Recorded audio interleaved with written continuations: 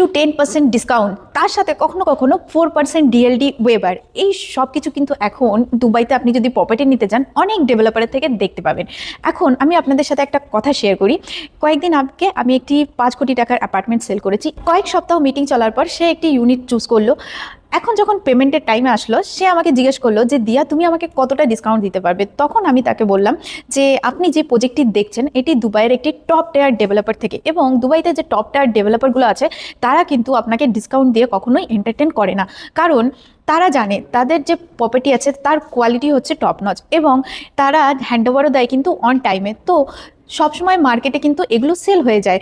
আর আপনারা দেখবেন যখন কোনো ডেভেলপার আপনাকে ডিসকাউন্ট দিচ্ছে, তাদের শুধু একবার আপনি গিয়ে ইনভেন্টারিটা চেক করে দেখবেন যে কত ইনভেন্টারি তাদের কাছে পড়ে থাকে, সেগুলো কিন্তু মার্কেটে সেল হয় না, যার জন্য কিন্তু তারা ডিসকাউন্ট দিয়ে ওই ইউনিটগুলো সেল করার চেষ্টা করে। এবার আমার ক্লায়েন্টটা 3 দিন 4 দিন আমাকে পোস্ট করেছে, কোনো রিপ্লাই করেনি।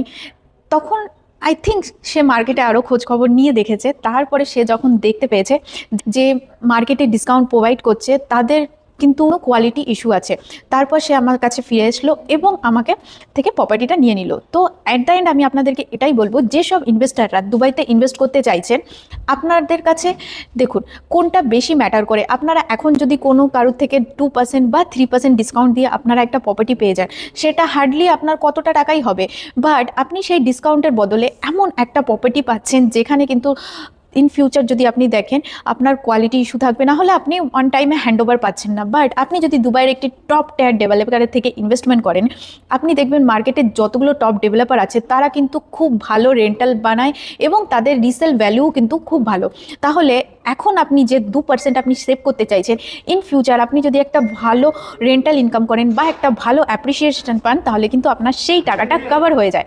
তাহলে আপনারাই এখন ভাবুন যে আপনি ডিসকাউন্টের জন্য যেতে চাইছেন, নাকি ইন ফিউচার আপনার যে হার্ড আর্ন মানিটা আপনি ইনভেস্ট করছেন সেটা থেকে একটা ভালো রেন্ট আর একটা ভালো অ্যাপ্রিসিয়েশন পেতে চাইছেন।